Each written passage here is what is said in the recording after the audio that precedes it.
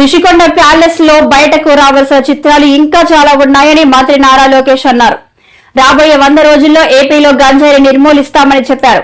బక్రీద్ సందర్భంగా మంగళగిరిలో ఈద్గాలో నిర్వహించిన ప్రార్థనలో ఆయన పాల్గొన్నారు. రుషికొండ ప్యాలెస్ బహిర్గతమైంది ఏంటి సార్? 500 కోట్లు మొత్తం చూడండి, ఇంకా చాలా ఉందండి. ఇంకా ముఖ్యమంత్రి గారు దానిపై నివేదిక అడిగారు. ఎంత ఖర్చు అయింది, దేనికి ఖర్చు పెట్టారు, మొత్తం డీటెయిల్స్ అడిగారు. ఇంకా రావాల్సిన అవసరం ఉంది. ఇదే కాదు, ఇలా చాలా కట్టినట్టున్నారు. అన్ని వివరాలు వచ్చిన తర్వాత ప్రజల ముందర పెడతాం. వాళ్ళ ఇంట్లో కూడా ఫర్నిచర్ 46 కోట్లు ఉందంట. మరి కోడలి శివప్రసాద్ గారు అదే కేసులో ఆత్మహత్య చేసుకున్నారు.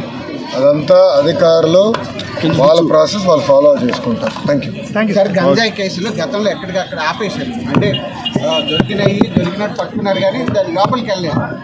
అసలు నేను గంజాయి విషయంలో కఠినంగా వ్యవహరించమని మంగళగిరి నియోజకవర్గంలో ఉన్న పోలీసు సిబ్బందికి నేను ఆదేశాలు జారీ చేశాను.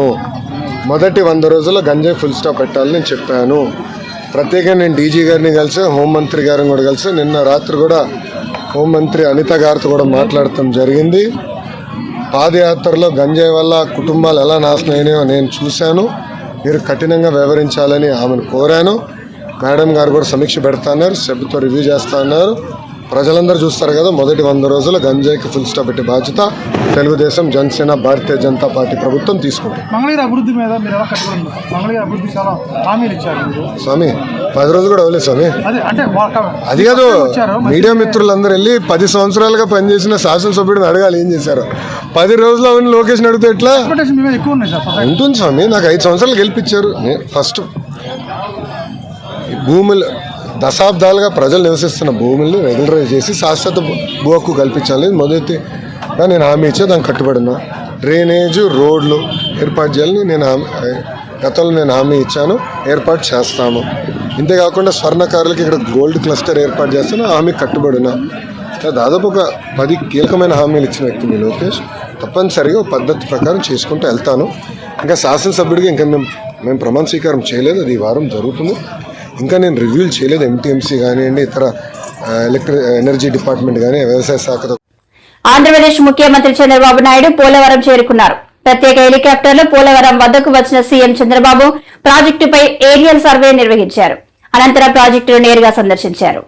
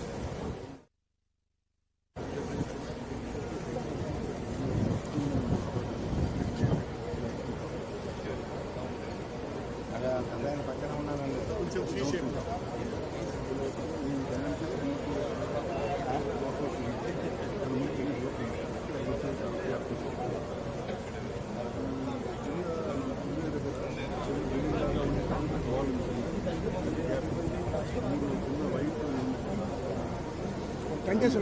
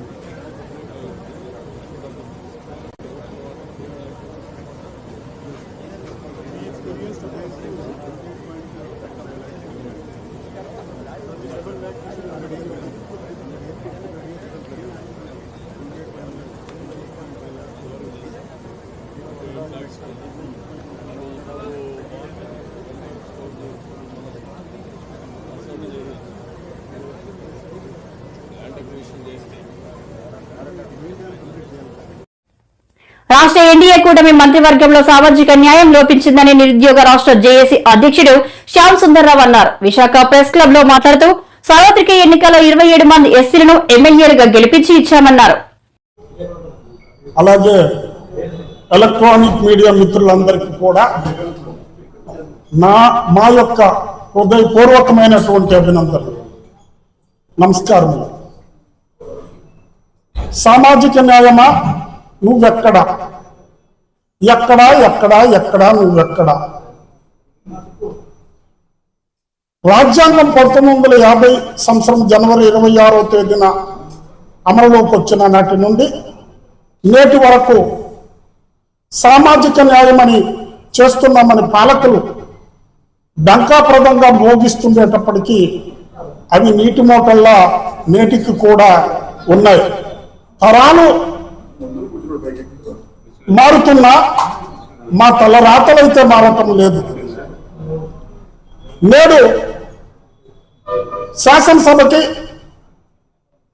జరిగినటువంటి ఎన్నికలలో తెలుగుదేశం పార్టీ కూటమి, జనసేన, బీజేపీ కలిపిన కూటమిని ఈ రాష్ట్రంలో ప్రజలందరూ కూడా ఏకమై నిరుద్యోగులు, ఉద్యోగులు, కార్మికులు, కర్షకులు, రైతులు, దళితులు, గిరిజనులు, మైనారిటీలు, బీసీలు, అలాగే ఉన్నత కులాల్లో ఉండేటటువంటి వారందరూ కూడా ఏకమై ఒక రాక్షస ప్రభుత్వాన్ని దించడం అనేటటువంటి జరిగింది. ఈ యొక్క కూటమికి అధికారం ఇవ్వడం అనేటటువంటి జరిగింది. నేపథ్యంలో జగన్మోహన్ రెడ్డి గారు 5 సంవత్సరాలు ముఖ్యమంత్రిగా పదవీ బాధ్యతలు చేపట్టి దళితుల ప్రజాప్రతినిధులకు తన మంత్రివర్గంలో సామాజిక న్యాయం అనేటటువంటిది పాటించారు. 5 మంత్రులుగా దళిత ప్రజాప్రతినిధులకు అవకాశం కల్పించారు. ఎక్కడా ఎక్కడా ఎక్కడా నువ్వెక్కడా? 26వ తేదీన అమలులోకి వచ్చిన నాటి నుండి నేటి వరకు సామాజిక న్యాయమని చేస్తున్నామని పాలకులు డంకాప్రదంగా మోగిస్తుండేటప్పటికీ అవి నీటి మూటల్లా నేటికి కూడా ఉన్నాయి. తరాలు మారుతున్నా మా తలరాతలైతే మారటం లేదు. నేడు శాసనసభకి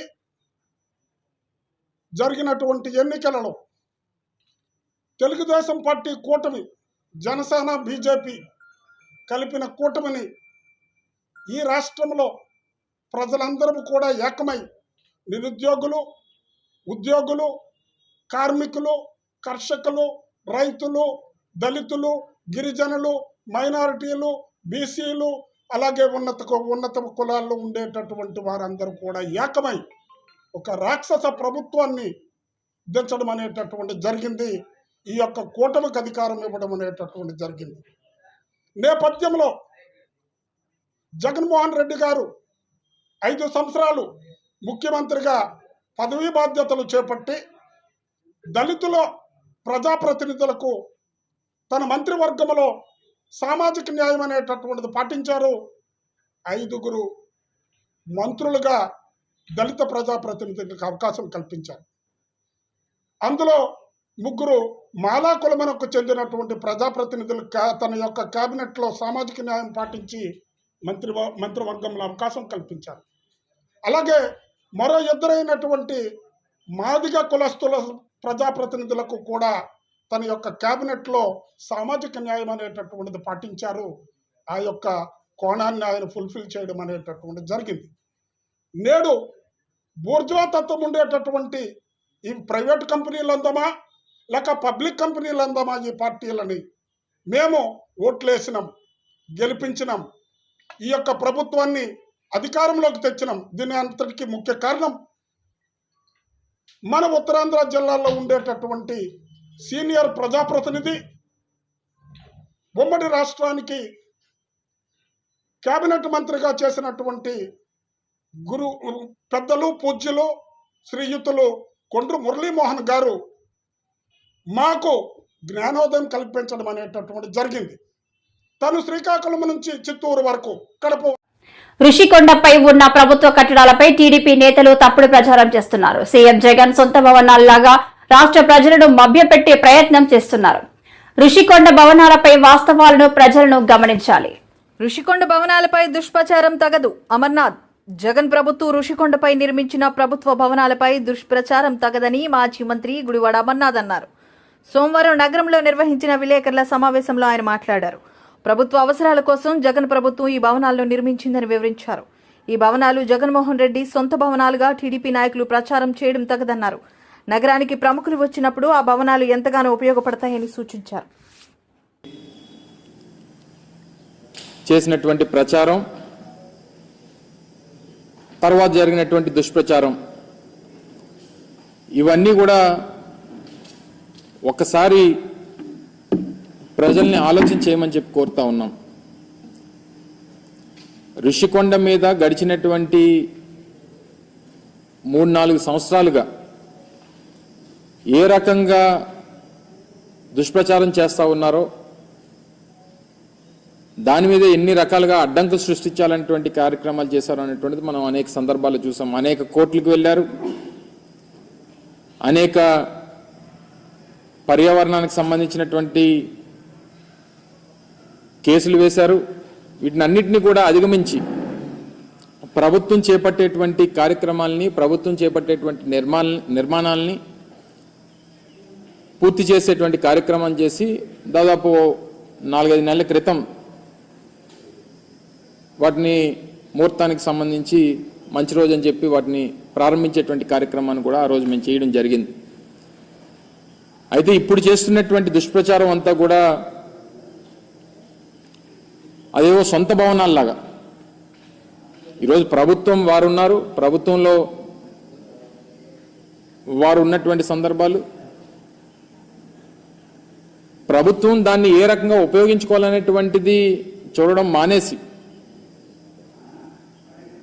రేపు రానటువంటి కాలంలో రాష్ట్రపతితో లేకపోతే గవర్నర్ గారో లేకపోతే ఇతర పెద్దలో వచ్చినప్పుడు దాన్ని ఏ రకంగా ఉపయోగించుకోవాలి అనేటువంటిది చూడడం మానేసి దాన్ని ఇంకా జగన్మోహన్ రెడ్డి గారు ఇల్లులాగే చిత్రీకరించేటువంటి ప్రయత్నం చేయడం అనేటువంటిది సమంజసం కాదు. దాన్ని తీవ్రంగా ఖండిస్తా ఉన్నాం. ముఖ్యంగా జగన్మోహన్ రెడ్డి గారు మేము అధికారంలో ఉన్నప్పుడు విశాఖపట్నాన్ని ఎగ్జిక్యూటివ్ క్యాపిటల్గా చేయాలనేటువంటి ఒక పాలసీని మేము తీసుకోవడం, దానికి అనేక రకాలైనటువంటి అడ్డంకులు సృష్టించేటువంటి కార్యక్రమం చేశారు. మళ్ళీ అధికారంలోకి వస్తే ఇక్కడి నుంచి పరిపాలన మొదలు పెట్టాలనేటువంటి ఒక నిర్ణయాన్ని ఆ రోజు జగన్మోహన్ రెడ్డి గారు ప్రకటించడం జరిగింది. సరే, ఎన్నికల్లో వచ్చినటువంటి ఫలితాలు దాన్ని ప్రజాస్వామ్యంగా అంగీకరించి వారికి అధికారం వచ్చింది. సరే, వారు ఇప్పుడు నిర్ణయం తీసుకున్నారు, నిర్ణయం తీసుకున్న దాని ప్రకారం వారు చేసుకుంటారు. విశాఖపట్నం అనేటువంటిది ఉమ్మడి రాష్ట్రం ఉన్నప్పటి నుండి, హైదరాబాద్ రాజధానిగా ఉమ్మడి రాష్ట్రానికి ఉన్నప్పటి నుంచి 2వ అతిపెద్ద నగరంగా అభివృద్ధి చెందినటువంటి ప్రాంతం విశాఖపట్నం. దానికి సంబంధించి గతంలో మేము ప్రభుత్వంలో ఉన్నప్పుడు ఒక స్టేట్ గెస్ట్ హౌస్ మన భీమిలి రోడ్లో దగ్గర నిర్మాణం చేయాలని చెప్పి నిర్ణయం తీసుకున్నప్పుడు కూడా దాని మీద కూడా కోర్టులో కేసులు వేసి దాన్ని అడ్డుకునేటువంటి ప్రయత్నం చేశారు. జగన్మోహన్ రెడ్డి గారు విశాఖపట్నానికి రాజధానిగా ప్రకటన చేసిన తర్వాత ఆ నిర్ణయంతో ముందుకు వెళ్ళాలనేటువంటి ఆలోచన చేసినప్పుడు దాని మీద ఒక కమిటీ మేము ఆ రోజు ముఖ్యమైనటువంటి ఐఏఎస్ అధికారులు సీనియర్ ఐఏఎస్ అధికారులతో ఒక కమిటీ వేయడం, వారు కూడా దానికి సంబంధించి ఈ భవనం అయితే బాగుంటుందన్నటువంటి అభిప్రాయాన్ని తెలియజేయడం, సబ్సిక్వెంట్ గా వచ్చినటువంటి రాజకీయ పరిణామాలు, ఎన్నికల ఫలితాలు, ప్రజలు తీసుకున్నటువంటి నిర్ణయాలు ఇవన్నీ కూడా చూసిన తర్వాత ఇప్పుడు దాన్ని ఏ రకంగా ఉపయోగించుకోవాలనేటువంటిది ఇప్పుడు ఉన్నటువంటి ప్రభుత్వం ఆలోచన చేయాలి తప్ప ఇంకా తీసుకుని వచ్చి జగన్మోహన్ రెడ్డి గారి మీద, వైఎస్ఆర్ కాంగ్రెస్ పార్టీ మీద బురద జల్లడం అనేటువంటిది ఎంతవరకు సమంజసం అనేటువంటిది వారు ఆలోచన చేయాలి. నేను కూడా మా పార్టీ తరఫున మాట్లాడాల్సి వస్తేనో, ప్రజల తరఫున మాట్లాడాల్సి వస్తేనో, ముఖ్యమంత్రి చంద్రబాబు నాయుడు గారు 2014 నుంచి 19 వరకు ఏ రకంగా ప్రభుత్వ ధనాన్ని ఈరోజు ప్రభుత్వానికి సంబంధించినటువంటి భవనాలు నిర్మిస్తేనో, ఒక డిపార్ట్మెంట్కి సంబంధించినటువంటి నిర్మాణాలు, శాశ్వత నిర్మాణాలు నిర్మిస్తే దీన్ని ఈరోజు ప్రజలకి తప్పుదోవ పట్టించేటువంటి ప్రయత్నం వారు చేస్తున్నటువంటి క్రమంలో చంద్రబాబు నాయుడు గారు 2014 నుంచి 19 వరకు ముఖ్యమంత్రిగా ఉన్నప్పుడు ఎంత ప్రభుత్వ ధనాన్ని దుర్వినియోగం చేశారనేటువంటిది కూడా మాట్లాడాల్సినటువంటి పరిస్థితి వస్తుంది. వారు హైదరాబాద్లో జూబ్లీహిల్స్లో వారి సొంత భవనాన్ని నిర్మించుకునేటువంటి క్రమంలో వారి కుటుంబ సభ్యులందరినీ తీసుకొని వెళ్ళి ఒక ప్రైవేట్ హోటల్లో పెట్టి కోట్లాది రూపాయలు ప్రైవేట్ హోటల్కి చెల్లించినటువంటి సందర్భాలు. సరే, ఇవన్నీ ప్రభుత్వంలో ముఖ్యమంత్రులుగా ఉన్నప్పుడు కొన్ని సెక్యూరిటీ రీజన్సో లేకపోతే ఇతరితర వారికి ఉన్నటువంటి ప్రయారిటీసో, ప్రోటోకాల్స్ ప్రకారం కొన్ని నిర్ణయాలు తీసుకుంటుంటారు. అవన్నీ తవ్వుకుంటే ఇప్పుడు అనేక రకాలైనటువంటి విమర్శలు చేయాల్సినటువంటి పరిస్థితి. ఈ సమయంలో మేము విమర్శలు చేస్తే ఇప్పుడే అధికారంలోకి వచ్చారు కాబట్టి మీరు చూసి తట్టుకోలేకపోతున్నారో లేకపోతే ఇంకోటో అనేటువంటి ఒక దుష్ప్రచారాన్ని మళ్ళీ మా మీద చేసేటువంటి ప్రయత్నం చేస్తారు. నేను వాటి జోలికి వెళ్ళను. ఇప్పుడు ఉన్నటువంటిది ఇప్పటికీ విశాఖపట్నం గవర్నర్ వస్తేనో, రాష్ట్రపతి వస్తేనో తీసుకెళ్లి ఓ ప్రైవేట్ హోటల్లోనో లేకపోతే కేంద్ర ప్రభుత్వానికి సంబంధించినటువంటి గెస్ట్ హౌస్లోనే పెట్టాల్సినటువంటి పరిస్థితి ఇప్పటి వరకు ఉంది. ఇప్పుడు వాడండి. ఇటీవల పాడేరులో జరిగిన మోదకొండమ్మ అమ్మవారి జాతరలో 6 ఏళ్ల చిన్నారిపై అత్యాచారం జరగడం చాలా బాధాకరమని మాజీ ఎమ్మెల్యే గిడ్డి ఈశ్వరి ఆవేదన వ్యక్తం చేశారు. అత్యాచారం చేసిన నిందితులను అరెస్టు చేశామని పోలీసులు చెప్పారని అన్నారు. మొన్న 10వ తారీఖున ఒక ఘోరమైనటువంటి సంఘటన జరిగింది. నిజంగా చాలా బాధాకరం, చాలా దుర్మార్గమైనటువంటి పని. 6 ఏళ్ల బాలిక మీద అత్యాచారం. వాళ్ళ ఆ మానవ మృగాల్ని ఎవరైతే దానికి పాల్పడ్డారో ఖచ్చితంగా వాళ్ళకి ఉరి తీయాలనే గట్టిగా డిమాండ్ చేస్తూ ఉన్నాం. ఎప్పుడు మారుతుంది ఈ సమాజం? అటువంటి మానవ మృగాలు అసలు సమాజంలో ఉండడమే అసలు వాళ్ళు ఎట్టి పరిస్థితుల్లో ఉంచే పరిస్థితి చేయకూడదు. అలాంటి కఠినమైనటువంటి చట్టం వస్తేనే తప్పించి ఇలాగ ఆడపిల్లల మీద అఘాయిత్యాలు కానీ అత్యాచారాలు కానీ అది రూపుమాపదు. ఇంకా చాలా బాధ. ఎంత ఘోరమైనటువంటి సిచ్యువేషన్. ఆ రోజు అమ్మవారి జాతర జరుగుతుంది. ఆ జాతరలో ఇలాంటి సంఘటన జరగడం చాలా బాధాకరం. ఆ పాపకి న్యాయం జరగాలనంటే వీళ్ళని ఖచ్చితంగా ఇప్పటికే దొరికారని పోలీస్ శాఖ వారు చెప్పడం జరిగింది. దొరికిన వాళ్ళని కఠినమైనటువంటి శిక్షలు వెయ్యాలి. అలాగే ఆ పాపకి ప్రభుత్వం తరఫున కాంపెన్సేషన్ కూడా ఇస్తామని చెప్పడం జరిగింది. ఆల్రెడీ నేను ఎస్పీ గారితో, కలెక్టర్ గారితో కూడా నేను మాట్లాడాను. ఆ అమ్మాయిని తర్వాత మా ప్రభుత్వంలో ఖచ్చితంగా తనకి ఒక మంచి పాఠశాలలో చదివించి ఆ అమ్మాయికి అన్ని విధాలైనటువంటి భద్రత చేసేటటువంటి కార్యక్రమాన్ని మా ప్రభుత్వం చేపడుతుందని సందర్భంగా నేను తెలియజేస్తూ